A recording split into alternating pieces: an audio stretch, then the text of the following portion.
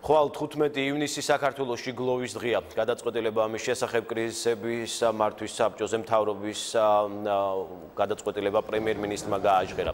ირაკლი ღარიბაშვილის თქმით, მთავრობის განკარგულება უკვე მზად არის. საგანგებო სხდომაზე, რომელსაც სტიქიის შედეგების სალიკვიდაციოდ შექმნილი საგანგებო შტაბის წევრებიც ესწრებოდნენ სტიქიის ზონაში, მიმდინარე სამუშაოები და შემდგომი რეაგირების გეგმები განიხილეს.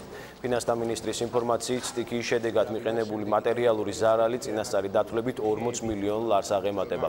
პრემიერ-მინისტრის გადაწყვეტილებით სტიქიის შედეგად დაღუპულთა ოჯახები 1000 ლარიან დახმარებას მიიღებენ. გლოვის დღესთან დაკავშირებით ღამის 12 საათზე საქართველოს ეროვნული დროშა დაეშვება პრეზიდენტისავლაბრის რეზიდენციის თავზე. ჩვენთვის ძალიან მძიმე იყო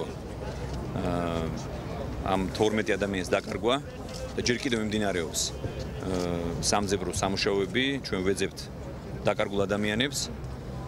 და სწორედ ამიტომ ჩვენ გადავწყვეტ რომ ხვალ იყოს გამოცხადდეს გლოვის დღე და ყველა უწყების თავზე დაეშვას საქართველოს დროშა. საკმაოდ ტრაგიკულია ეს ისტორიები მოვისმინეთ, გეტყვით მაგალითად რომ ერთ-ერთი მაშველი და მეხანძრე რომელმაც გადაარჩინა მოქალაქეები სამცხაუროდ ვეღარ შეძლეს საკუთარი თავის გადარჩენა.